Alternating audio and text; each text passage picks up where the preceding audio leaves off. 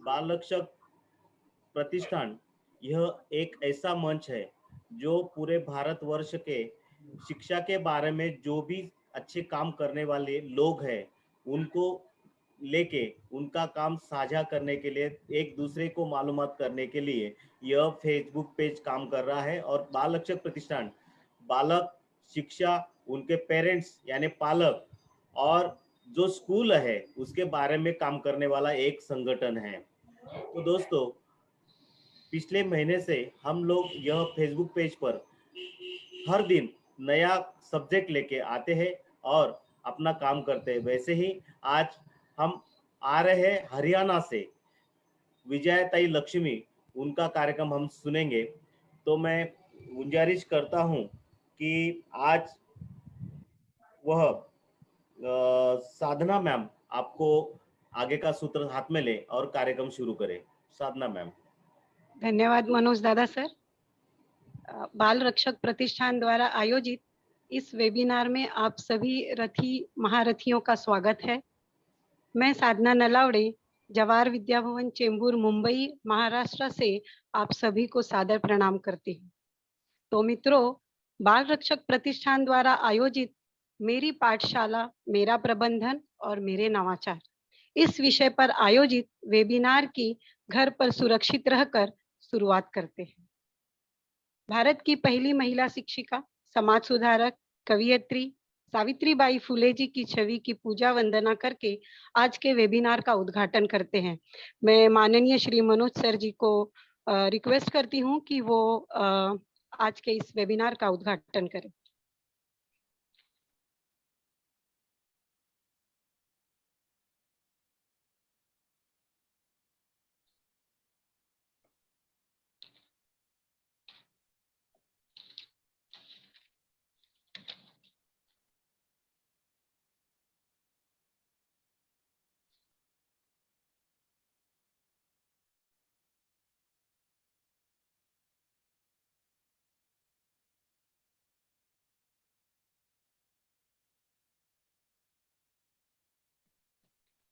धन्यवाद सर। आवाज नहीं आ रही है, आप सभी को आ रही है आवाज? जी ओके, थैंक यू। ओके, आ रही है। Thank you sir. वर्तमान समाज किसी महाभारत से कम नहीं है।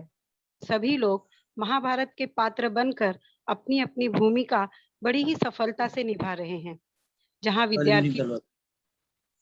विद्यार्थी पांडव, शिक्षक द्रोणाचार्य हैं तथा समाज में फैली बुराइयां कौरव और उनके साथी हैं। परंतु इन बुराइयों का असर अब विद्यार्थियों पर इतना अधिक होने लगा है कि द्रोणाचार्य अर्थात शिक्षक की जो भूमिका है वो चौगुनी नहीं 10 गुनी होती जा रही है। जहां पर उन्हें विद्यार्थियों का बौद्धिक विकास, सामाजिक विकास, शारीरिक विकास पर तो ध्यान देना ही है, परंतु इसके साथ साथ उन्हें इन विद्यार्थियों को समाज में फैली इस दैत्य रूपी बुराइयों से भी बचाना है। तो ऐसे ही सर्वगुण संपन्न आज की हमारी संवादक हैं श्रीमती विजयालक्ष्मी मैडम। मैं श्री प्रसन्नजीत गायकवाड़ सर जी से अनुरोध करती हूँ कि वो आज के संवादक श्रीमती विजयालक्ष्मी मैडम जो कि हरियाणा से हैं उनका स्वागत करें। Thank you sir. Welcome ma'am, welcome. धन्यवाद जी, धन्यवाद। मैं Shrimati Lokhande madam ji,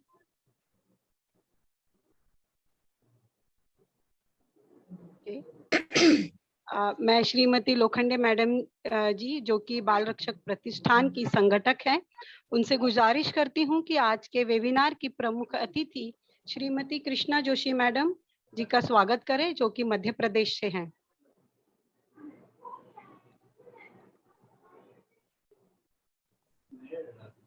welcome ma'am. Thank you Lokhande madam, thank you Joshi madam. जी धन्यवाद, बहुत बहुत धन्यवाद आप सभी का। आखिर में वह पल आ ही गया जिसके बारे में आप सब जानने के लिए उत्सुक है। वो है आज के प्रमुख संवादक विजयालक्ष्मी मैडम तथा अतिथि जोशी मैडम का परिचय तो मैं बलिया उत्तर प्रदेश की श्रीमती रंजना पांडे मैडम से अनुरोध करती हूँ कि वो आज की हमारी संवादक श्रीमती विजया लक्ष्मी मैडम तथा मुख्य अतिथि कृष्णा जोशी मैडम का परिचय दें।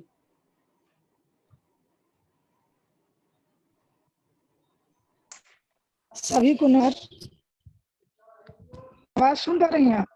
Hello hello. जी जी आवाज सुन पा रही है मेरी?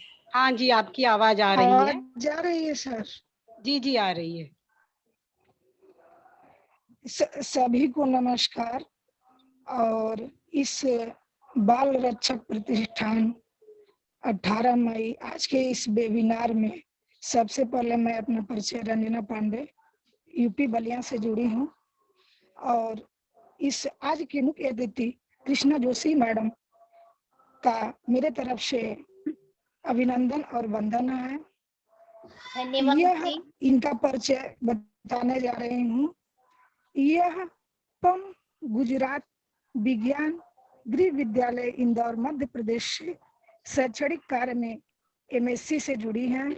यह वनस्पति शास्त्र में से ग्रहण की है और मैडम इनको नारी Shakti Samman 2021, mother glace award 2021 एवं अन्य क्षेत्रों में सम्मानित किया जा चुका है।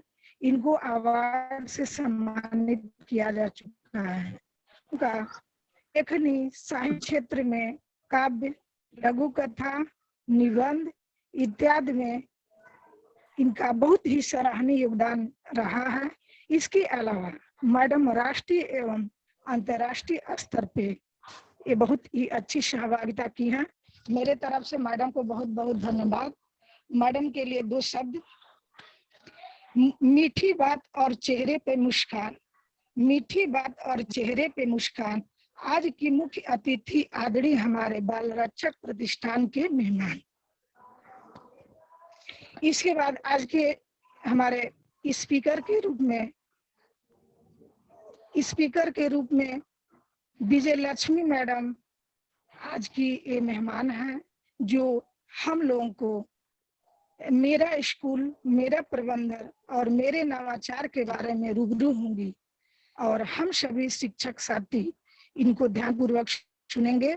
इनका छोटा सा परिचय मैं बताने जा रही हूँ। यह मैडम आर्ट एवं क्राफ्ट में काफी लगाव है और इनका व्यवसाय अध्यापन में कोरोना वायरस में, ये सभी को मालूम है कि ये 2 साल से कोरोना वायरस हम लोग को बहुत वो किया है। इसमें कोरोना वायरस में मैडम ने अपना एक छोटा सा ग्रुप बनाया, उसमें सभी बच्चों को व्हाट्सएप के माध्यम से अभिभावकों को जोड़कर काफी ही शिक्षा का योगदान दी है। अभिभावक पेरेंट्स के पास पैसे नहीं था और ये मैडम अपने पास से पैसे का सहयोग करके ये बच्चों को पढ़ाई और उसके बाद से ये पेपर करा करके ये बच्चों को सर्टिफिकेट भी मैडम ने दिया।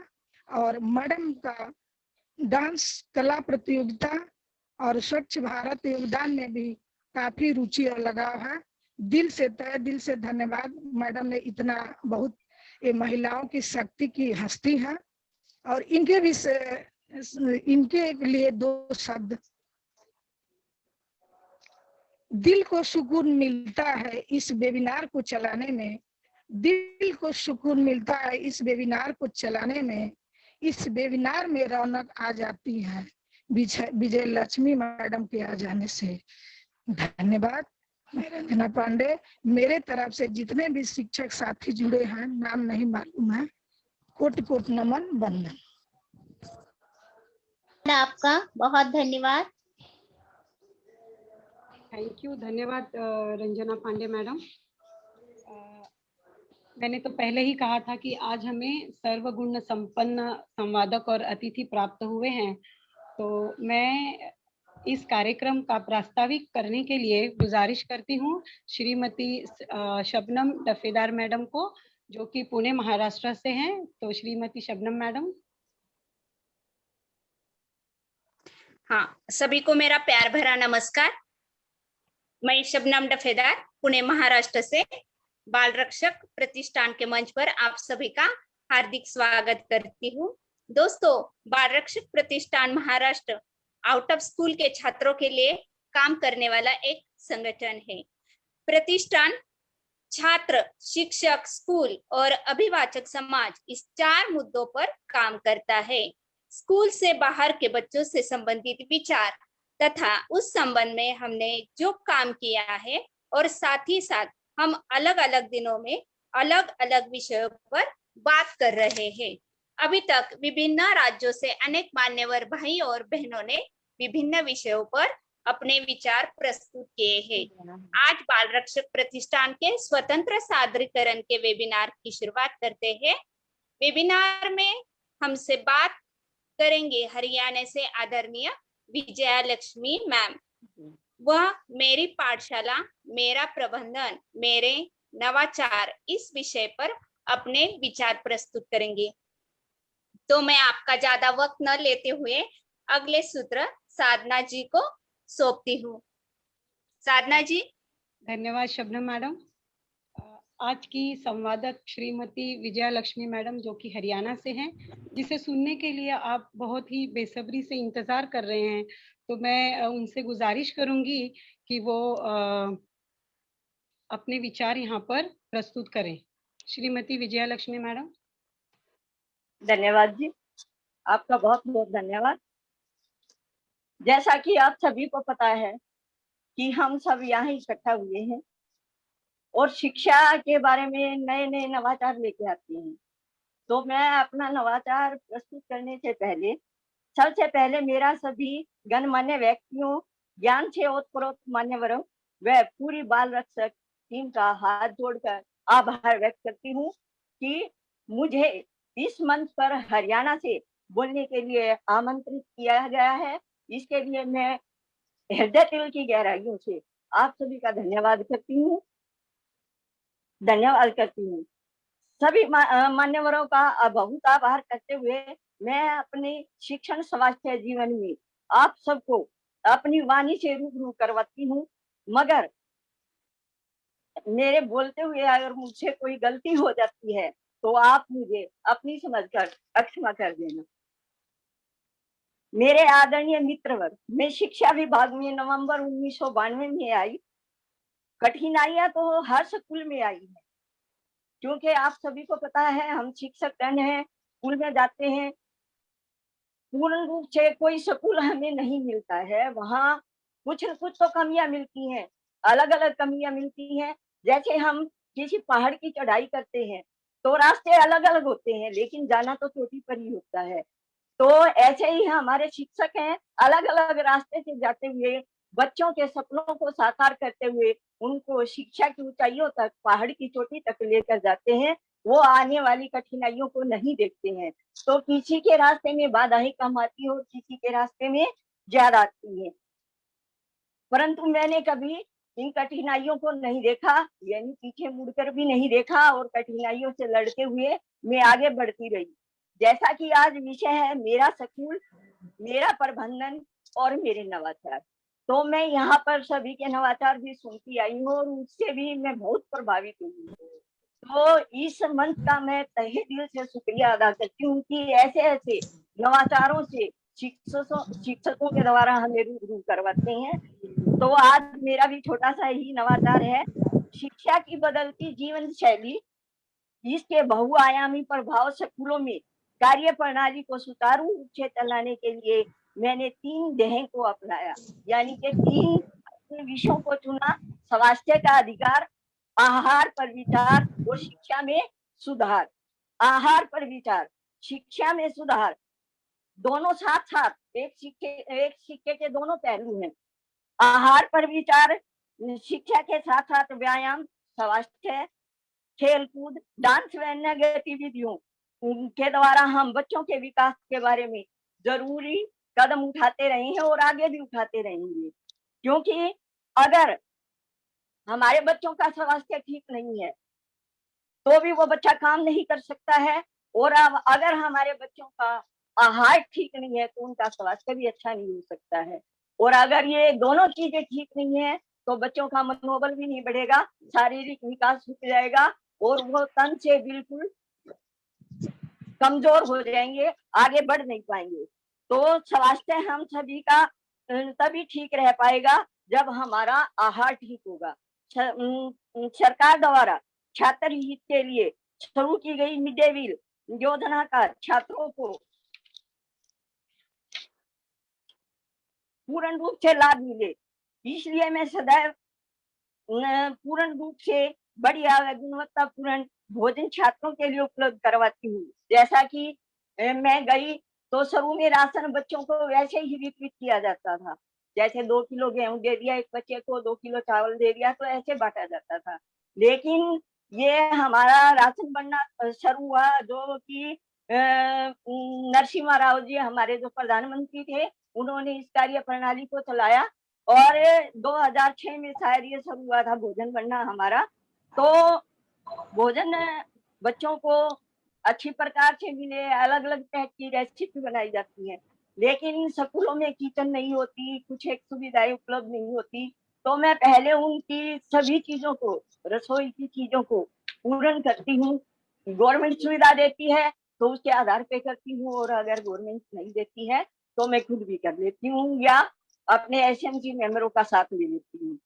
तो जैसे मैं गई सोरदा स्कूल में गई तो वहां पे किचन नहीं थी, पानी भी नहीं था, ग्राउंड में पानी भर जाता था। तो मैंने गांव का सहयोग लेके तो ग्राउंड में भर करवाया, गेट बनवाया, बच्चे बाहर निकलते, टॉयलेट का प्रबंध किया बच्चों के लिए। उसके बाद किचन की बात आई तो एक खुले कमरे में खाना बनता था जिसकी छत गिरती रहती थी। तो मैंने गवर्नमेंट को बार बार लेटर लिख के पैसे मंगवाए और वहां पर किचन बनवाई। ये तो मेरा सोलह का कार्यक्रम था। तो इसके बारे में मैं एक ही बात कहूंगी कि हम मैंने बच्चों को खाना खिलाते हैं तो हमें विशेष रूप से ध्यान देना चाहिए कि खाने की गुणवत्ता पूरी है या नहीं है, सामान पूरा डाला गया है या नहीं डाला गया है। तो इसके लिए मैं खुद खड़े होके खाने वाला जो मिड डे मील कुक होती हैं उनको मैं बताती हूँ और खाना खुद बनवाती हूँ, खड़े होके बताती भी हूँ और बनवाती भी हूँ। बार बार चक्कर भी लगाती हूँ रसोई के, क्योंकि बच्चों का पढ़ाई का ध्यान भी रखना पड़ता है और मैं मुख्य शिक्षिका भी हूँ, इसके अलावा उनके दूसरे कार्यों का भी ध्यान करना पड़ता है। तो इसी के चलते बर्तनों की साफ सफाई का भी ध्यान रखना पड़ता है और भोजन को हम बच्चों से खिलाने से पहले उनके हाथ धुलवाते हैं स्पेशल खड़े होके, और बाद में भी हाथ धुलवाते हैं। और बच्चों की खाना डलवाते हैं तो मैं खुद खड़ी होती हूँ, खाना डलवाते वक्त लाइन में बिठा के बच्चों को बड़े आराम से खाना खिलाया जाता है। और बच्चों को हम बोलते हैं बेटा चबा चबा कर खाइए ताकि हमें अपने शरीर की जो भी कमियां वो हमारी पूर्ण हो सके। तो एक कहावत भी है, जैसा खाए अन्न वैसा हो जाए मन। तो इसलिए आहार ही स्वस्थ शरीर का आधार है। जब हमारे बच्चों का तन और मन स्वस्थ हो तो शिक्षण कार्य व अन्य गतिविधियों में भी बच्चा बढ़ चढ़कर भाग लेगा। बच्चों की बेहतर शिक्षा एमडीएम व अन्य सुविधाएं मिले, इसके लिए समय समय पर मैं एसएमसी मेंबरों की मीटिंग भी लेती हूँ और उसमें सभी मुद्दों पर बात की जाती है। स्कूल में जो जो कमियां हैं उनको भी उनके सहयोग से हम पूरा करवाते हैं। तो इस जन अभियान में जो चलाती हूँ मैं, मेरे अभियान के मुख्य जो स्रोत हैं वे हैं स्कूल के अलावा कमेटी गठित करते हैं हम, या हर महीने में एक बार मीटिंग लेते हैं, पेरेंट्स मीटिंग भी लेते हैं। उसमें मैं शिक्षा के साथ साथ पेरेंट्स को कन्या भ्रूण हत्या, बेटी बचाओ बेटी पढ़ाओ, अपना हाथ शिक्षा के साथ आदि मुद्दों पर सभी अभिभावकों को मैं बार बार प्रेरित करती हूँ और मैं वीडियो भी बनाती हूँ, मीडिया को भी बुलाती हूँ और उनकी न्यूज भी लगाती हूँ ताकि सभी को उन बातों का पता चले। बच्चों के बेहतर स्वास्थ्य के लिए समय समय पर सरकारी यानी कि गवर्नमेंट हॉस्पिटल से मैं डॉक्टरों की टीम को बुलवाती हूँ।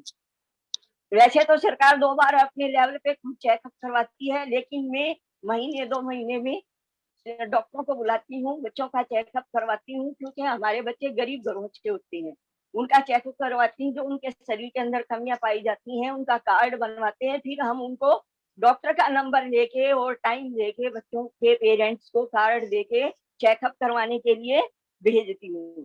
तो इस प्रकार स्वास्थ्य का भी सुधार हो जाता है बच्चों का और डॉक्टरों की टीम से पेरेंट्स भी बार बार आके मिलते हैं, तो वो भी जागरूक होते हैं कि हमें बच्चों को क्या खिलाना चाहिए, क्या पिलाना चाहिए, जो कमियां हैं वह कैसे दूर की जाए। तो इसके लिए भी मैं डॉक्टरों के साथ अभिभावकों की मीटिंग कराती हूँ। विगत वर्ष से कोविड-19 कोरोना महामारी के कारण सरकारी आदेशों पर विद्यालय बंद होने के कारण शिक्षा का माध्यम इंटरनेट पर हो गया। ऐसा आप सभी गणमान्य व्यक्तियों को पता है कि कोविड आने के बाद एक बार तो हम सभी पजल हो गए थे कि हमारी बच्चों की शिक्षा कैसे होगी। तो तभी गवर्नमेंट ने कहा कि व्हाट्सएप ग्रुप बनाए जाएं और इनको ग्रुप के माध्यम से पढ़ाया जाए। लेकिन क्या है कि उसके चलते जैसे हमारे बच्चे गरीब घरों से होते हैं, अमीर घरों से तो होते नहीं है, तो उनके पास ना ही तो फोन है। बहुत सारे बच्चों के पास तो फोन भी सिंपल था, वो भी पेरेंट्स फोन होता है तो वो पेरेंट्स जो है फोन को कार्य करने जाते हैं अपने साथ ले जाते हैं, क्योंकि ज्यादा फोन नहीं होते हैं। तो पेरेंट्स ने मुझे अपनी समस्या बताई, मीटिंग ली ऑनलाइन मैंने कि मैम हम बच्चों का काम कब भेजें। तो मैं बोली भैया आपका काम आपके जाने से पहले बच्चों का डल जाएगा, आप बुक पे निशान लगवाइए और उनको बोल के जाइए और आप 10 बजे आए या 11 बजे आए हमारे ग्रुप में आप अपने बच्चे का काम भेजिए, हम रात को 11 बजे भी आपके बच्चे का काम चेक करके डालेंगे। क्यों कि हमें पता है हर एक इंसान की कोविड-19 के चलते मजबूरियां हैं, तो मजबूरियों को देखते हुए हमने ऐसा किया। और एसएनसी मेंबरों की भी हमें गांव में कमेटी के द्वारा जो गठित की गई थी उनका साथ लिया और बच्चों की पढ़ाई को हमें आगे सुचारू रूप से चलाया। हमें उनको महसूस नहीं दिया होने दिया कि कोविड-19 आया है और आपकी पढ़ाई जो बिल्कुल डाउन हो जाएगी, हमने उसको डाउन नहीं होने दिया। और इसकी मुझे बेहद खुशी है कि एक बार जैसे अभी में स्कूल में बच्चे आए तो हमने बच्चों का लेवल देखा तो हमारे बच्चे हमें शून्य नहीं मिले। इसके लिए मैं अपने अभिभावकों का भी और एसएमसी मेंबरों का भी और अपने स्टाफ मेंबरों का भी तहे दिल से शुक्रिया अदा करती हूँ कि उन्होंने मेरा कोविड-19 में इतना साथ दिया। तो कोविड-19 के अंदर ही नहीं, हम बच्चों की वीडियो पहले भी बनाते रहते थे। सुबह में 1 घंटा क्लास लेती हूँ कक्षा 1 से 5 के बच्चों की, और बोर्ड पे मैं हर बच्चे का लिखने का अभ्यास करवाती हूँ ताकि हर एक बच्चा घबराए नहीं, कोई भी अधिकारी आए घबराए नहीं हो। और आज मैं खुशी हूँ कि मेरे स्कूल के अंदर जो हमारे जिला शिक्षा अधिकारी आए और उन्होंने छोटी सी बच्ची से भी क्वेश्चन किया, जो 12वीं का बच्चा क्वेश्चन नहीं बता पाया वो हमारी बच्ची ने लिख कर ही नहीं मौखिक ही पहले बोल दिया था। फिर वो बोले बेटा लिख के दिखाओ, तो उन्होंने लिख के दिखाया। तो हमारा बहुत बड़ा विजिट रजिस्टर के अंदर मेरे लिए और स्टाफ के लिए वो नोट डाल के गए। तो इस बात की मुझे खुशी है कि हम कुछ करते हैं तो उसमें कुछ तो जरूर पाते हैं, पूरा नहीं पाते हैं तो कम से कम 80-90% तो हमें मिलता ही है। तो हम सभी शिक्षकों से यही गुजारिश करेंगे कि आप सभी संघर्षरत रहिए, हमें फल जरूर मिलेगा, चाहे वो मिले थोड़ा कम पर मिलेगा जरूर। तो सितंबर इसके चलते फिर मेरा ट्रांसफर सितंबर 2016 में राजकीय कन्या प्राथमिक पाठशाला छारा में हो गया। और स्कूलों में मुझे इतना माहौल खराब नहीं मिला, लेकिन छारा के अंदर जैसे ही मैं घुसी ना तो वहाँ कोई टीचर, सभी टीचर जा चुके थे वहाँ रिटायर होके, हमें कोई टीचर नहीं मिला, ना ही कोई सामग्री और ना ही कुछ कोई भी सामान नहीं मिला। हमें पता है कि स्कूल की हमारे चारों तरफ से खुला स्कूल है, बिल्कुल स्कूल की बिल्डिंग जो है पूरी नहीं है, स्कूल में बीच में बनाया गया है और चारों तरफ से खुला है, कोई भी कहीं से आ जा सकता है। तो हम वहां गए, औरतें गांव की लकड़ियां लेके आ रही हैं, बच्चों को पढ़ा रहे हैं, बच्चे डिस्टर्ब हो रहे हैं। मैंने 1 हफ्ता तो वहां पर देखा, उसके बाद फिर मैंने अपनी कमर कस ली। सभी से मैंने पंगा जरूर लिया, लेकिन अब वो मेरे खिलाफ नहीं है। एक बार तो उनको बुरा लगा, क्योंकि हम किसी की जड़ को हिलाते हैं तो एक बार तो वो उखड़ते हुए दूसरी जगह लगाने पे थोड़ा समय लगता है, तो ऐसा ही हमारे साथ हुआ। तो धीरे धीरे करके हमने स्कूल को सुधार किया। बच्चे हमारे ऐसे थे कि स्कूल से बाहर चले जाते थे, हमें मिलते नहीं थे स्कूल में। कभी हम भागते, कभी आंगनवाड़ी वालियों को भेजते या कभी मिड डे मील कुक्स को भेजते, हम सब बच्चों को स्कूल में लेके आते। फिर मैंने बच्चों को सुबह कविता के जरिए पढ़ाना शुरू किया, उनकी हौसला अफजाई की, तो बच्चे हमारे स्कूल में रहने लगे। और आज अगर अभी तो कोविड-19 चला हुआ है, अगर स्कूल ओपन थे तो बच्चे आके छोटे छोटे मेरे को पकड़ के ले जाते हैं कि मैम मेरी क्लास में आओ और हमारी वीडियो बनाओ। इतने जागरूक हो गए हैं और तर्क शक्ति इतनी ज्यादा हो गई है उनके अंदर, बहुत ज्यादा। तो मैं इसके लिए सभी अपने स्टाफ मेंबरों और सभी का धन्यवाद करती हूँ। और स्कूल का सुधार करने के लिए मैंने अनेक सामाजिक संस्थाओं का साथ लिया, क्योंकि हमारे स्कूल के अंदर कोई फंड नहीं था, बिल्कुल जीरो बैलेंस था हमारा स्कूल के अंदर। तो कुछ पैसा हमने लगाया अपनी जेब से और कुछ गांव वालों का साथ लिया। पानी की सुविधा की, बच्चे पानी बाहर पीने जाते थे, पानी की सुविधा की, खाना टाइम पर नहीं बनता था, टाइम खाने की सुविधा की, बनता था तो अगर सारा खाना हमारे डिब्बों में बाहर जाता था, बच्चों को नहीं मिलता था, तो वहां भी हमने बच्चों के लिए रोका।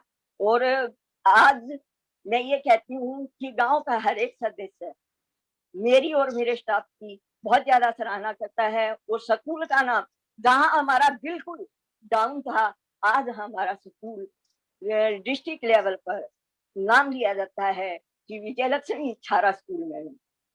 तो इसे आगे कहने की जरूरत नहीं होती है।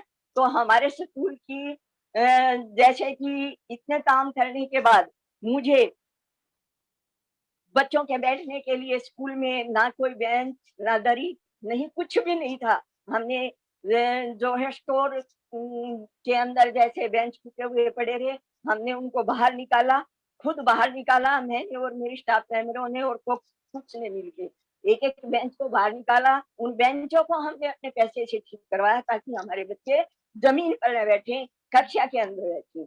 लाइट नहीं थी, लाइट का प्रबंध करवाया, पानी का भी प्रबंध करवाया और टॉयलेट का भी प्रबंध करवाया। यानी कि स्कूल पूरा बिल्कुल अस्त व्यस्त था, जिसको हम जीरो कहते हैं। तो एक साल तो हमें ये लगा कि हमें स्कूल सुधारने में ही लग गया पूरा का पूरा। फिर मैंने किसी से बोल के स्कूल की कुछ पैसा गवर्नमेंट ने डाला था, लेकिन उसके आधार पे हमारे स्कूल की मरम्मत नहीं हो सकती थी। कुछ पैसा मैंने लगाया और कुछ सामाजिक संस्थाओं से लेके मैंने स्कूल में पहले मरम्मत करवाई।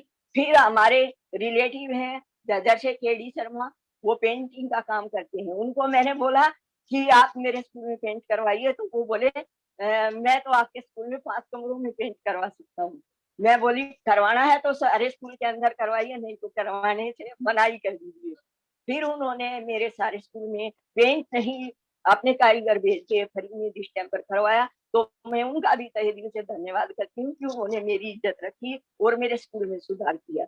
तो ऐसा करते करते हमने धीरे धीरे आज स्कूल को जो हमारा ब्लॉक है और क्लस्टर है, क्लस्टर के अंदर हमारा स्कूल नंबर 1 पर है। आज के हर एक काम में, पढ़ाई में भी और साफ सफाई में भी, हर एक सुविधा में नंबर 1 है। और इन कार्यों को करने के लिए मुझे बार बार सम्मानित किया गया है, डिस्ट्रिक्ट लेवल पर भी, ब्लॉक लेवल पर भी हमारे शिक्षा अधिकारियों ने सम्मानित किया है और जो हमारे प्रशासन अधिकारी हैं उन्होंने भी सम्मानित किया है और प्रदेश स्तर पर भी मुझे सम्मानित किया गया है।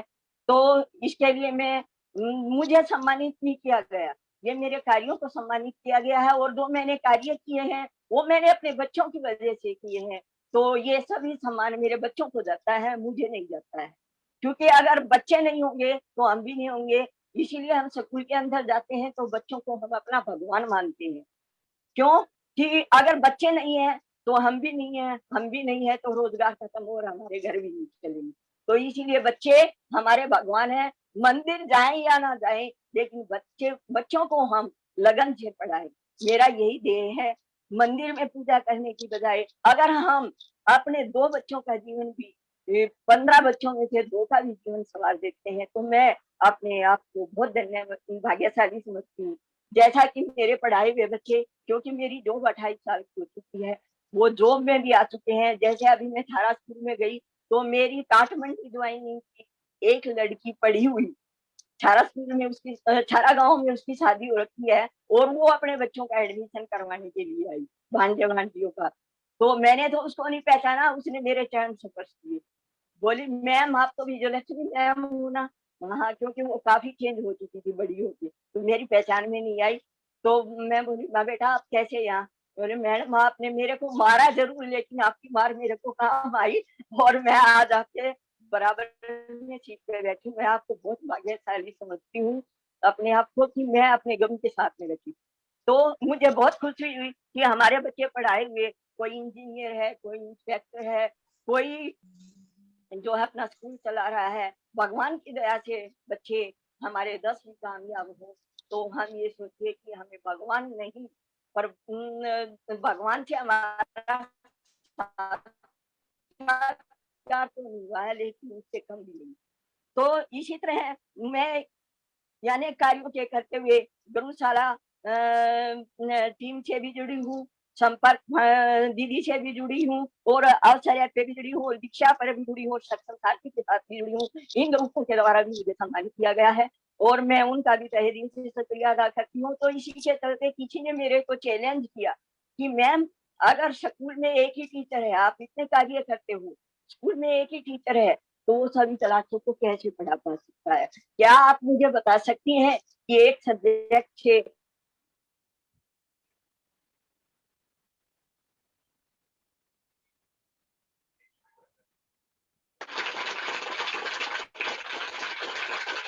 तो क्या आप हमें पढ़ा सकती हैं? तो मैंने कहा कि हाँ क्यों नहीं, अगर हम कोई कार्य करना चाहते हैं तो कोई भी कार्य हमारे लिए मुश्किल नहीं है। उसी के चलते मैंने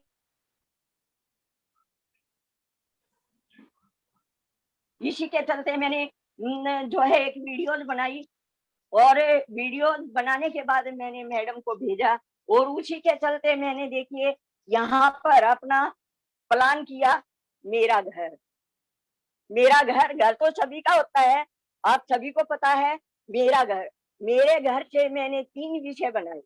3 विषय के अंदर मैंने वीडियो बनाई। पहले मैंने मेरे घर में अपना परिवार दिखाया। परिवार यानी कि परिवेश अध्ययन हो गया हमारा, ईवीएस हो गया हमारा, परिवार दिखाया। फिर मैंने बच्चों से कहा घर किस चीज से बनता है? उन्होंने बताया मैं ईंट से बनता है। ईंटें बनाई। बेटा ईंटों को गिन के दिखाओ, इनकी आकृति कैसी है? तो ये हमारा गणित हो जाता है। उसके अंदर हमारा कितने सीमेंट लगी, सीमेंट क्या भाव आई। तो हम ये 5वीं तक के बच्चों, पहली से लेकर 5वीं तक के बच्चों का लेसन प्लान हम बना सकते हैं एक ही सब्जेक्ट से। तो मैंने ऐसा किया। उसके बाद मैंने जो है हिंदी आई, तो मैंने हिंदी में उसको कहा घर के अंदर कितने सदस्य हैं? तो उन्होंने बताया। तो मैंने कहा कि इनमें संज्ञा बताइए, माँ ने खाना बनाया, इसमें क्रिया विशेषण बताइए। तो ऐसे हम एक सब्जेक्ट से 3 सब्जेक्ट बना सकते हैं, ऐसी कोई बड़ी बात नहीं है। तो मैंने वो मैडम के पास 2 वीडियोस बना के भेजी, एक तो इसी पे भेजी और दूसरी फिर मैंने बनाई थी जो वो बनाई कि इंसान पहले खाना कैसे बनाता था। ये देखिए इंसान पहले खाना कैसे बनाता था, मैंने इस पर वीडियो बनाई। तो खाने से लेकर हमारा परिवेश अध्ययन भी आ जाता है कि पहले उसने क्या करना सीखा, आग कैसे जलाई, तो इसमें परिवेश अध्ययन आ गया। फिर हम उसके आते आते आज तक के हमारे नवाचार की आज हम गैस पर खाना बनाते हैं।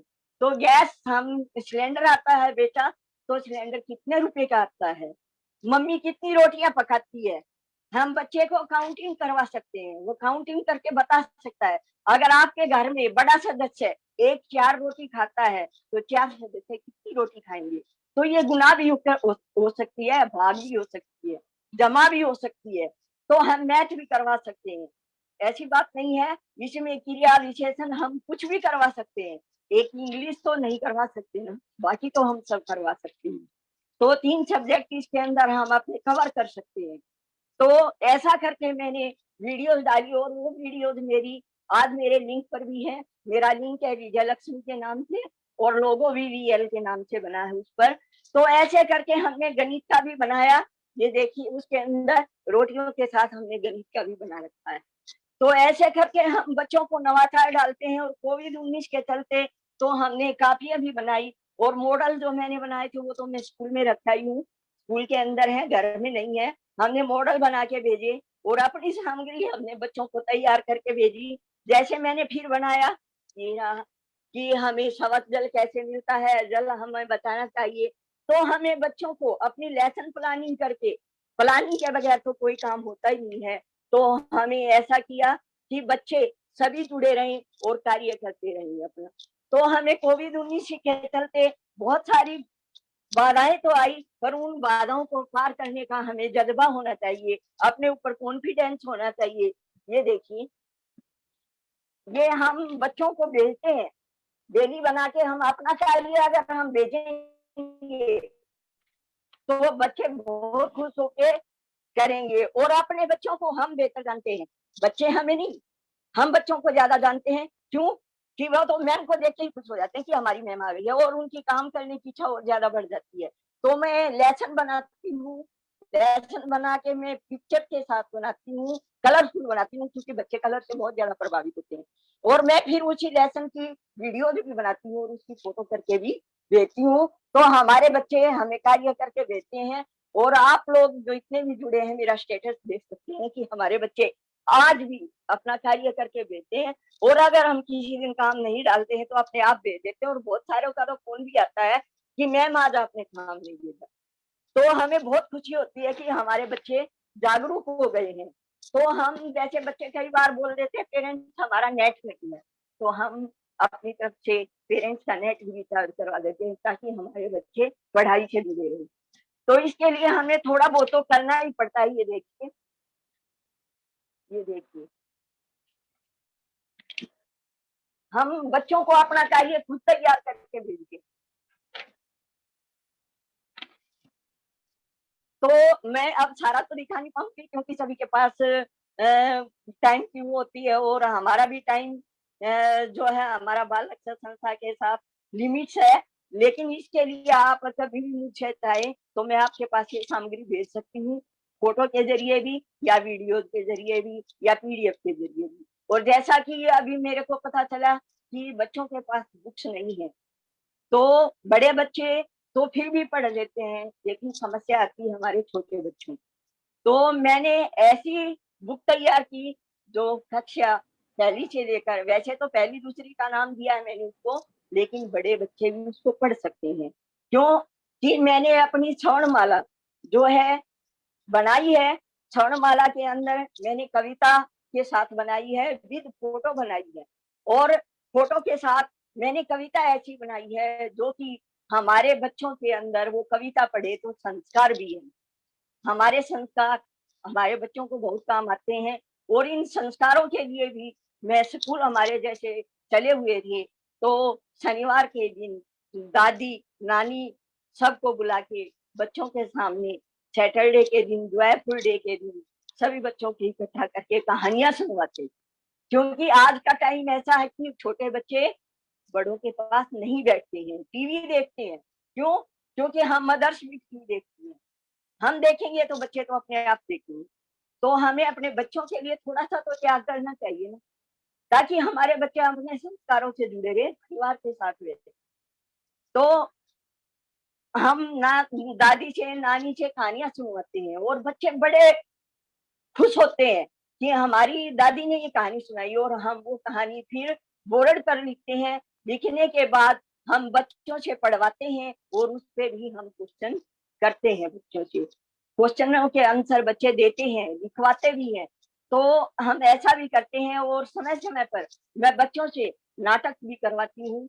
जैसे अभिभावक मीटिंग होती है तो हम नाटक करवाते हैं ताकि हमारे पेरेंट्स भी जागरूक हों और बच्चों के अंदर भी गुणवत्तापूर्वक शिक्षा का और आगे सरोकार हो, तो वो बच्चे आगे पढ़ते रहें और पढ़ने के साथ साथ आगे अपने संस्कारों को भी न भूल पाए। क्योंकि हमारे संस्कार भी हमारे लिए बहुत जरूरी है। क्योंकि अब हम ज्यादा न कहते हुए मैं इतना ही कहूंगी कि हम इंग्लिश को इतना ले रहे हैं, लेकिन हमारे जो घरों का माहौल है वो इंग्लिश के लिए नहीं है। क्योंकि हम पूर्ण रूप से ना तो इंग्लिश बोल पाते हो ना ही हिंदी बोल पाते हो।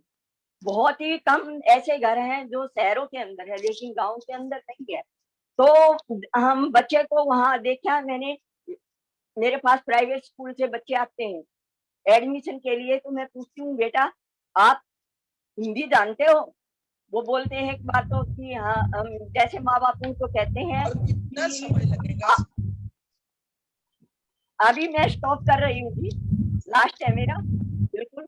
तो हम अभिभावकों से बोलते हैं कि आप इनको सरकारी स्कूल में पढ़ाइए इंग्लिश के साथ साथ। तो हमारे स्कूल के अंदर प्राइवेट स्कूल के बच्चे भी आए हुए हैं, जहाँ मैंने मोस्टली ये देखा है कि सरकारी स्कूल से बच्चे प्राइवेट में जाते हैं, लेकिन हमारे स्कूल के अंदर प्राइवेट स्कूल के बच्चे आए हैं और बगैर एसएलसी के हमने उनका दाखिला किया है। और मैंने अपने लेवल पर उनके एसएलसी कैसे निकलवाए हैं संघर्षरत होके, तो मेरे को ही पता है। तो इसी के चलते मैं इतना ही कहूंगी कि साथियों बाधाएं आती हैं उन्हें पार करने का ही हमें हौसला होना चाहिए। बाधाएं तो आती हैं उन्हें पार करने का हमें हौसला होना चाहिए। जीवन की डगर तो डगमगाएगी, जीवन की डगर तो डगमगाएगी, लेकिन नैया को पार करने का हमारा जज्बा होना चाहिए, नैया को पार कराने का हमारा जज्बा होना चाहिए। इसी के चलते साथियों आप सभी का मैं तहे दिल से शुक्रिया अदा करती हूँ कि आपने मुझे इतनी देर तक सुना, इतनी देर तक सुना। आपका मैं तहे दिल से शुक्रिया अदा करती हूँ। और बाल रक्षक के लिए तो मेरे मन के अंदर कोई शब्द ही नहीं है कहने के लिए, निशब्द है। तो ये बहुत ही अच्छा कार्य कर रहे हैं, इनका संचालन बहुत ही ज्यादा अच्छा है। तो इसके लिए मैं पूरी बाल रक्षक टीम का तहे दिल से शुक्रिया अदा करती हूँ, क्योंकि ये दिन रात लगे रहते हैं। और मेन तो हमारे डायरेक्टर शैलेश भाई जी और मनोज दादा जी और नरेश जी और जो भी मैम इनके साथ जुड़ी हुई हैं, सभी के नाम तो मुझे मालूम नहीं है, रानी खेड़ेकर मैडम जी, तो ये दिन रात मेहनत करते हैं। हम टीचर आपके रूबरू हो हमें मंच पर लाने के लिए, तो इनका तो हमने कभी भी आभार नहीं भूल सकते। इनका जो आभार हम बार बार व्यक्त करते रहे तो भी कम है। तो इसी के चलते जय हिंद, जय भारत, जय हिंद, सबको मेरी राम राम हरियाणा। मैडम बहुत ही सराहनीय क्रियात्मक और संरचनात्मक कार्य है आपका जी। तो यहाँ पर अभी विचारों का आदान प्रदान बाकी है, तो मैं रेखा फरसवाल मैडम से अनुरोध करती हूँ कि वो विजयालक्ष्मी मैडम से रूबरू हूँ और मुलाकात अर्थात इंटरव्यू का कार्यक्रम शुरू करें। इसके साथ ही यहाँ पैनल में उपस्थित सभी से निवेदन है कि अगर उन्हें कोई प्रश्न या शंका है तो वो उसके बारे में भी बारी बारी करके पूछ सकते हैं। तो Rekha madam. Thank you ma'am, hand raise करें। वेबिनार में उपस्थित सभी लोगों को मेरा नमस्कार, मेरे बड़ों को मेरा प्रणाम। विजयलक्ष्मी मैम आपका बहुत बहुत धन्यवाद। आपसे हमने बहुत कुछ सुना और आपने जो कार्य किए उस कार्य को करने के लिए हम सब भी प्रेरित हुए हैं। आपके विचारों को हमने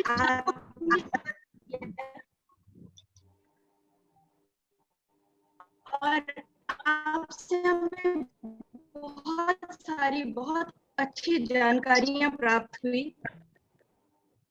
अपने विद्यालय और उसके प्रबंधन में हम आगे आपसे कुछ सवाल तो नहीं कहूंगी मैम, मैं सबसे पहले ये पूछना चाहूंगी कि हम नवाचारों को किस प्रकार प्रभावी बनाएं जिससे विद्यालय की आधारभूत संरचना के साथ साथ बच्चों की जो छात्रों की संख्या है, छात्र संख्या, उसमें भी वृद्धि हो सके। तो पहला प्रश्न मेरा ये है। धन्यवाद मैम, आपके प्रश्न का जवाब मैं पूर्ण रूप से दूंगी। तो आपका प्रश्न है कि हम मूलभूत सुविधाओं के आधार पर बच्चों की संख्या का बढ़ावा कैसे करें स्कूल के अंदर। तो इसके लिए हम सुबह प्रेयर के अंदर बच्चों से थोड़ा व्यायाम करवाएं, बच्चों को डेली रूटीन की बातें एक साथ सभी को बताएं और उनकी तर्क शक्ति बोर्ड पर लिखने की भावना को जाने, क्योंकि हमें बच्चों को पढ़ना है, बच्चे हमें नहीं पढ़ेंगे, हमें बच्चों को पढ़ना है कि हमारे बच्चे के मन के अंदर क्या है। और हम बार बार अपने स्कूल के अंदर सांस्कृतिक कार्यक्रम कराते रहे। जैसे कोई भी किसी का जन्मदिन आता है, बच्चों का जन्मदिन मनाए, बच्चों का नहीं, बच्चों का भी, लड़कों का भी मनाए। ये नहीं है कि और मम्मी पापा को बुलाए, साथ में छोटा मोटा केक कटवाए और सांस्कृतिक कार्यक्रम करवाए। तो ऐसा करके कई बच्चों का ये तो नहीं है कि डेली किसी न किसी का जन्मदिन तो आता ही है, लेकिन महीने में एक दिन रखें और सभी बच्चों का केक कटवा के सांस्कृतिक कार्यक्रम करते हुए वो शिक्षा के आधार पर ही वो कार्यक्रम करवाएं। उसके अंदर ऐसी योजना बनाएं कि बच्चों की शिक्षा भी बाधित न हो और पेरेंट्स भी जागरूक हों। तो माँ बाप को बुलाएं, उनको उनका भी स्वागत करें उनके साथ और उनको बिठा के केक भी खिलाएं और खाना भी खिलाएं। इससे माँ बाप बहुत प्रभावित होते हैं, बहुत ज्यादा प्रभावित होंगे। और पढ़ाई का तो मैंने आपको बता ही दिया है कि लेवल बच्चों का एक जैसा करने के लिए सुबह 1 घंटा क्लास जरूर ले बच्चों, सभी बच्चों की एक साथ, ताकि उनका लेवल एक जैसा हो। और वो वीडियो साझा करे बनाती, वीडियो साझा करेंगे तो बच्चे बहुत खुश होते हैं, पेरेंट्स भी खुश होते हैं, क्योंकि बच्चा बोर्ड पर लिखता हुआ आएगा। तो मेरा मानना है कि कलरफुल चीजें बनाएं, बच्चों के हाथों से करवाएं। कई बार हम देखते हैं कि बच्चे भी विचलित होते हैं, बच्चों को चौक दे दीजिए, वो बरामदे में बोर्ड पे अपने आप कुछ कलाकारी करेंगे। उससे हमें भी बच्चे का पता लगेगा कि बच्चा क्या करना चाहता है और बच्चे का हम उसी फील्ड में आगे निकाल सकते हैं और इससे माँ बाप भी प्रभावित होंगे। तो मेरा मानना यही है कि आप इस क्रिया को अपनाएं और फिर देखिए कि आपके बच्चों की संख्या कैसे बढ़े। Thank you so much ma'am. इसी क्रम में मैं आगे एक और बात आपसे जानना चाहूंगी। विद्यार्थियों की समझ को विकसित करने के लिए हमें उन्हें किस प्रकार से प्रेरित करना होगा? और ये प्रश्न उस परिप्रेक्ष्य में है मैम जहां पर आपके पास मूलभूत सुविधाएं बिल्कुल नहीं है, ना आपके पास इंटरनेट है, ना आपके पास बहुत सारे टीएलएम हैं और सुविधाएं ना के बराबर हैं। आप छात्रों को ऐसे में कैसे मोटिवेट करोगे, जबकि आपको एक एक अभिभावक को एक एक उसके विचारों को लेकर चलना होगा, एक एक बच्चे को पढ़ाना आपका एक चैलेंज होगा। तो आप इस वक्त इस तरह के माहौल में किस तरह के शिक्षण की रणनीतियों पर काम करेंगी ताकि हम शिक्षा को सरल और सहज बना सके? हाँ, मेरा मानना यही है मैम इसके लिए कि हम, जरूरी नहीं है कि सभी के पास फोन नहीं है, कुछ के पास तो फोन होते हैं, हम उनको शिक्षा मित्र बना सकते हैं, पड़ोसी शिक्षा मित्र बन सकता है। तो हम एक दूसरे को जोड़ सकते हैं, एसएमसी मेंबरों का साथ ले सकते हैं, या मोहल्ले में कोई एक आदमी ऐसा हो जिसका फोन हो और फोन के जरिए वो बच्चों तक अपनी सामग्री पहुंचा सके, या हम अगर नॉर्मल फोन है तो उससे भी हम बच्चे को बता सकते हैं। अगर किसी बच्चे के पास कुछ भी नहीं है तो हम पड़ोसी मित्र से उसको जुड़वा सकते हैं। तो ऐसा करके हम बच्चों की शिक्षा प्रणाली को आगे बढ़ा सकते हैं, ताकि हमारे बच्चे, हम पूर्ण रूप से तो नहीं कह सकते 100% कामयाब होंगे, लेकिन 90% हम जरूर कामयाब होंगे। तो मेरा मानना यही है कि हमें शिक्षा मित्र बनाने चाहिए जिनके पास फोन है और सुविधा है। एक प्रश्न मैं अध्यापकों के लिए पूछना चाहूंगी मैम। सर हमको भी चांस दे दो यार। सर एक क्वेश्चन मैं अध्यापकों के लिए पूछना चाहूंगी। मैं अपने प्रदेश की बात करूंगी सर। हमारे प्रदेश में 75% स्कूल दूरस्थ क्षेत्र में स्थित हैं और कई बार अध्यापकों को इतनी परेशानी होती है कि उसके मन में ये आता है कि शायद वो हार गया या शायद वो अब आगे काम नहीं कर पाएगा। तो मैं ये जानना चाहूंगी कि इस स्थिति में अध्यापक अपने आप को सेल्फ मोटिवेट कैसे करे, कैसे वो अपने आप काम को फिर से आगे बढ़ाए और कैसे वो एक हार वाली भावना से, हार वाली स्थिति से ऊपर उठे? प्लीज मुझे एक बार इसका answer. Very nice question ma'am. तो मैं यही कहना चाहूंगी कि वो अध्यापक ही नहीं है जो हार मानता है, लेकिन कई बार ऐसी स्थिति आ जाती है, ऐसी स्थिति दूरस्थ। हाँ, वही जवाब देना चाह रही हूँ मैं। हाँ, वही जवाब वही आ रही हूँ। तो कई बार स्थिति आ जाती है, मेरे को पता है क्योंकि हमारे सामने भी आई है।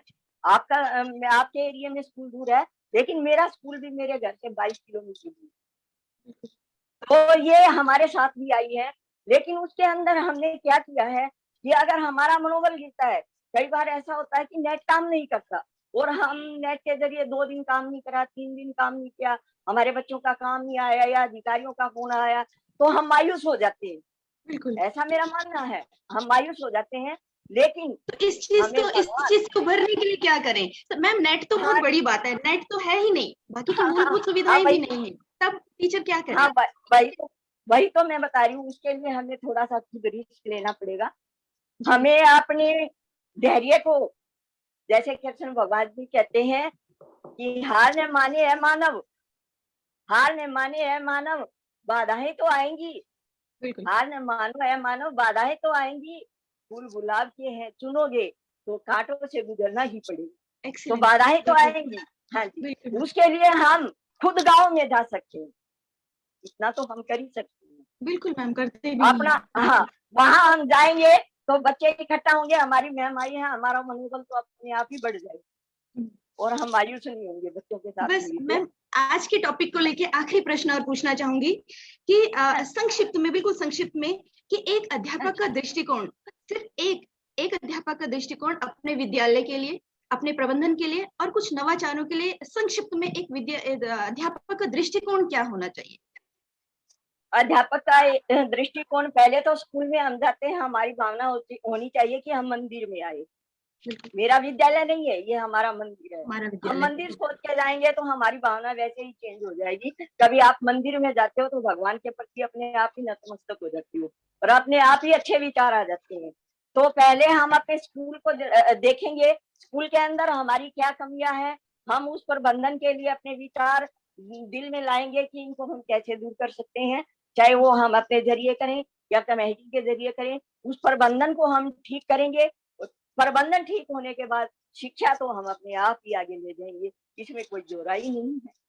और नवाचार तो अपने मन के अंदर है। हम जितना अपने मन को टटोलेंगे, जितना भी हम ये चाहेंगे कि हम ये करें, ऐसा करें। कभी आप रात को सोते हुए ऐसा सोचना कि कल मैं बच्चों के लिए क्या करूं, तो नवाचार अपने अंदर ही आ जाएगा। मेरा मानना तो यही है और मैं यही करती हूँ। Thank you so much ma'am, आपसे बहुत कुछ सीखने को मिला। हम अभी शुरू कर रहे हैं और मैं थैंक यू बोलना चाहूंगी नरेश सर को और थैंक यू बोलना चाहूंगी अपने शैलेश सर को, जिन्होंने इतने बड़े मंच पे मुझे आज बोलने का अवसर दिया। And thank you everybody, thank you so much. Thanks आपका भी, थैंक्स मैडम जी, पैनल में उपस्थित यादव। मैं कुछ पूछना चाहता हूँ। हाँ, जरूर जरूर। Hello ma'am. Hello hello hello ma'am, मैं कर्नाटक से राघवेंद्र बात राघवेंद्र कर सर बोलो, राघवेंद्र सर बोलो जी। विजयलक्ष्मी मैडम की मेरे एक बात पूछना चाह रहा था मैं। जो स्कूल में जो आप जो ड्रामा सिखाते हैं बच्चों के मतलब करिकुलम एक्टिविटीज के बारे में सीखने के लिए ड्रामा सिखाते हो या सब्जेक्ट सरलता से उनको मालूमात होने के लिए ड्रामा सिखाते हो? हम बच्चों को अपनी संस्कृति से रूबरू होने के लिए ड्रामा करवाते हैं और हम वो ड्रामा अपने पाठ के आधार पर करवाते हैं, नहीं कि हम जैसे करवाते हैं। या जैसे हमारा शहीदी दिवस आता है तो शहीदों के लिए करवाते हैं, तो हम बच्चों को मोटिवेट करने के लिए भी और बच्चों का हौसला अफजाई रहे उसके लिए भी, और थोड़ा उनका मनोरंजन भी हो जाता है। और वो सोते हैं, छोटे बच्चे होते हैं गांव के और यूट्यूब चैनल पे देखते हैं तो वो और ज्यादा खुश होते हैं, तो उनका मनोबल और बढ़ता है। तो ये मेरा सब्जेक्ट नहीं है, सच है, आपका सब्जेक्ट नहीं है, मगर आपका सब्जेक्ट नहीं है, सच है। और बहुत प्राउड भी करता हूँ मैं आप जो ये सिखा रहे हो, क्योंकि ये मेरा सब्जेक्ट है इसलिए मैं पूछ रहा हूँ। बच्चों को आप खाली क्यों सबसे बड़ी मुझे बहुत खुशी हो रही है कि आप ड्रामा सिखाते हो, जो एक्टिविटीज आप करा रहे हो, बहुत खुशी है। मगर मैं ये सोच रहा हूँ कि मैं ये बोलना चाहता हूँ कि आप बच्चों को एक सब्जेक्ट के बारे में आप ड्रामा सिखाते हो या आप जो मतलब जो अलग अलग से जो सब्जेक्ट है वो सब्जेक्ट आप वो मिंगल करके, मतलब आपके जो सारे जो टीचर्स है सब मिलके वो एक्टिविटीज करते हो? मतलब मेरा क्वेश्चन ये है कि बोलिए आपके स्कूल में आप एक ही टीचर ऐसे हो कि सब कल्चर एक्टिविटीज करते हैं या पूरे टीचर्स आपके साथ में है? मुझे ऐसा है मेरे स्कूल के अंदर हम 2 ही टीचर हैं, जो हाँ हाँ, 2 ही टीचर हैं। एक मैम थोड़ी एक्टिविटी कम है, तो एक्टिव होने लगी वो थोड़ी सी, लेकिन वो थोड़ी शर्मालू टाइप है। वो तो सारा जो है, वैसे तो वो हेल्प करती है मेरी, लेकिन ज्यादा बर्डन मेरे ऊपर ही होता है। जी जी और जी आपको मैं ये बताती हूँ कि हम बच्चों की ड्रेस, जो आप हमारे नाटक में भी देखते हो, हम बच्चों की ड्रेस किराए पर नहीं लेके आते हैं। जी, घर से बिल्कुल चुन्नी बिल्कुल, मंगवाते हैं, वही चुन्नी तो है करना जोड़ते है हैं, हमको। उनसे जी ड्रेस जी बनाते हैं। जी जी हाँ, मैम, जी पैसे मैम, नहीं खर्च करते हैं हम, बिल्कुल शून्य निवेश में हम नाटक करवाते हैं। जी मैडम। और एक उसमें और एक ऐसा भी कुछ कर सकते हैं कि ड्रामा सिखाते टाइम पे वो पेंटिंग के बारे में, कलर के बारे में वो बच्चों को बता सकते हैं। वो भी हाँ, हम कर बिल्कुल सकते बता हैं, सकते हैं। वो भी कर हाँ, सकते हैं मैडम। बिल्कुल और बता कॉस्ट्यूम सकते डिजाइन के बारे में बता सकते हैं, मेकअप के बारे में बता सकते हैं, उसके अंदर हैं। हाँ, म्यूजिक के बारे में बिल्कुल बता बिल्कुल। सकते हैं, और डांस के बारे में बता सकते हैं। हाँ जी। अभी आपको मैं बताऊं, लॉकडाउन के अंदर डांस कंपटीशन रखा गया था, और मेरे स्कूल की, मेरी कक्षा की बच्ची डिस्ट्रिक्ट लेवल पे दूसरे नंबर पे आई। जी जी जी, बिल्कुल बिल्कुल, बहुत बहुत तो शुक्रिया, थैंक यू। मैं ऑनलाइन क्लास लेती थी, जी जी वहां से पेरेंट्स साथ देते थे, यहाँ से मैं देती थी। जी जी जी। तो ये वो मेरे बहुत, लिए बहुत खुशी की बात है। और हमको भी बहुत अच्छा लगा कि आप 2 टीचर्स मिलके इतने सारे सब एक्टिविटीज कर रहे हैं, बहुत खुशी हाँ हुआ। जी, हाँ जी, और जो ड्रामे धन्यवाद। के बारे में जो भी आपको सहायता चाहिए, तो आप आराम से हाँ जी, मुझे पूछ सकते हैं। बिल्कुल जी। जी मैम, और थैंक यू। मेरे स्कूल के अंदर तो आपको मैं बताऊं, मेरे मीडिया वाले हैं ना, जो वो भी पूछते हैं कि मैम कब आपका कार्यक्रम होगा और हम बच्चों को सम्मानित करने आएंगे। और वो भी जी ड्राइंग कंपटीशन, डांस कंपटीशन, नाटक कंपटीशन रखते रहते हैं, और मेरे बच्चों को प्रोत्साहित करते रहते हैं। जी जी जी, अच्छा लगा मैडम। हाँ, आपका जो जितना भी जो वर्क था, सब देख के और सुन के बहुत अच्छा लगा। राकेश धन्यवाद। हमको यादव भी जी, नमस्ते राकेश मैडम। यादव जी। नमस्ते मैडम, जी। हाँ जी, मैडम, बोलिए। नमस्ते, मैं निर्मला बस्तोड़े हाँ महाराष्ट्र जी, सांगली से बात कर रही हूँ। मैं तो फ्रीडम फाइटर से जुड़ी हूँ, लेकिन आपका जो अभी मैंने ज्ञान पाया है, और मैं बहुत खुश हूँ कि आपने बच्चों के लिए बहुत कुछ काम किया है, और सभी बच्चों को कैसे पढ़ाना, कैसे करना, मैं भी सीख रही हूँ। मुझे तो बहुत अच्छा लगा। आज एक काम बहुत हुआ कि मुझे हिंदी नहीं आती थी, लेकिन आपके सभी के जुड़ने के बाद मुझे थोड़ी बहुत हिंदी आ रही है, इसलिए मैं खुश हूँ मैडम। धन्यवाद। धन्यवाद जी आपका। मैं यही कहूंगी कि इंसान हर पल कुछ न कुछ सीखता है। हमारी शिक्षा कभी खत्म नहीं होती है। हम मर भी जाते हैं तो भी शिक्षा ग्रहण करते हुए मरते हैं। बराबर है। तो हाँ जी, और शमशान घाट में लेके जाते हैं तो और कोई शिक्षा लेता है हमसे। तो शिक्षा तो हर पल इंसान लेता है। तो जितना आप खुश रहेंगे अंदर से, उतना ही सकारात्मक सोचेंगे और सकारात्मक ही रहेंगे। तो मैं यही कहती हूँ कि हमें हर हाल में खुश रहना चाहिए, खुशियाँ ढूंढनी चाहिए, और मुस्कुराहट के जरिए अगर हमारे नमस्ते मैम। नमस्ते जी, बोलिए। हेलो, समय है मैम तो मैं भी के एक हेलो। प्रश्न मैम से पूछा। हेलो, हाँ जी, बोलिए। हाँ मैम, मैं वैशाली बोल रही हूँ महाराष्ट्र से। हाँ जी, आपके बोलिए नाम में वैशाली। ही आपके नाम में ही विजय है, इसलिए आपके हर काम में विजय मिलती है आपको। बहुत अच्छे काम चल रहा है आपका, और आपको बहुत थैंक यू सारी वैशाली मैम। शुभेच्छाएं। Thank you Vaishali ma'am. Snehal Ayre ji. Vaishali ma'am, नाम तो जी आपका सर, भी समय है तो वैशाली। मैं भी गुफ्तगू कर लूँ मैडम से। स्नेहल आयरे। नमस्कार मैडम, मैं स्नेहल आर्य हाँ जी, मुंबई से बात कर रही हूँ। अभी हाँ जी, आपने हाँ जी, कहा कि आपको, आपके यहाँ 2 ही टीचर है, तो आपको हाँ जी। जॉइंट क्लास लेना पड़ता होगा, तो आप इसके लिए कैसे प्लान करती हैं?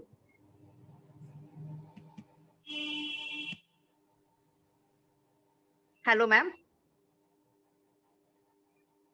हेलो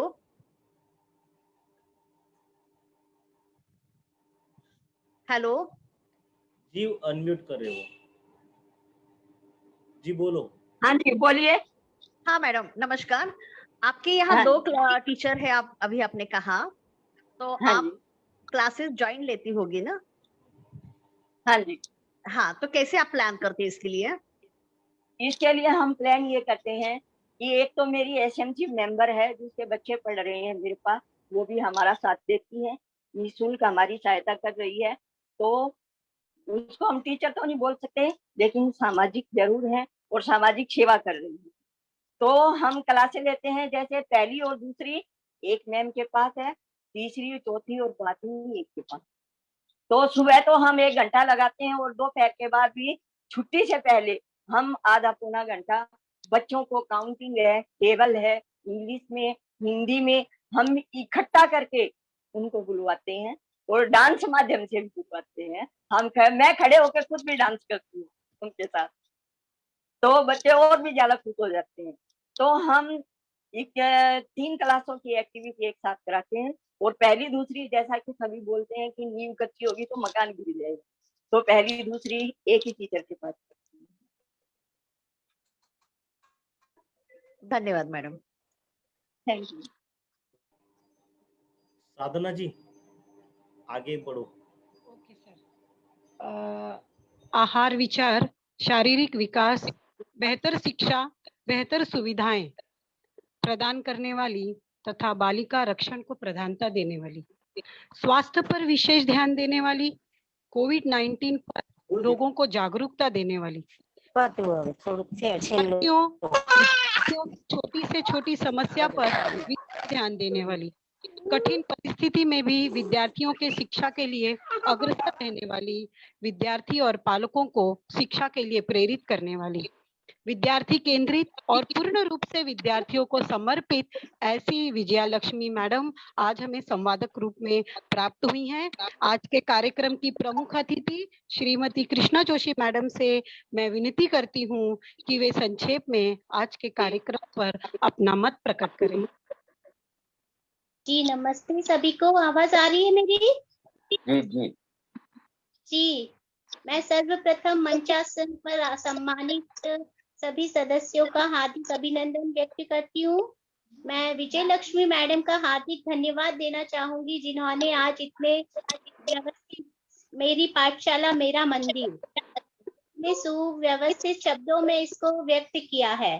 जैसा कि हम सभी जानते हैं, आज विजय लक्ष्मी मैडम ने जो भी अपने विचार हमारे समक्ष प्रस्तुत किए, नवाचार हमारे सामने प्रस्तुत किए, मैं उनके लिए उनकी हार्दिक धन्यवाद और आभार देना चाहूंगी। आप जैसी गुरु मेरे शब्द है, गुरु ब्रह्मा गुरु विष्णु गुरु देवो महेश्वरा गुरु साक्षात पर ब्रह्मा तस्मै श्री गुरुवे नमः। ऐसे गुरु के लिए मेरा साक्षात प्रणाम है, जो 2 शिक्षक होने के बावजूद पूरे शिक्षक की व्यवस्था और जिम्मेदारी को अपने ऊपर लेकर आज इतने बड़े कार्य को अकेले कर रही हैं।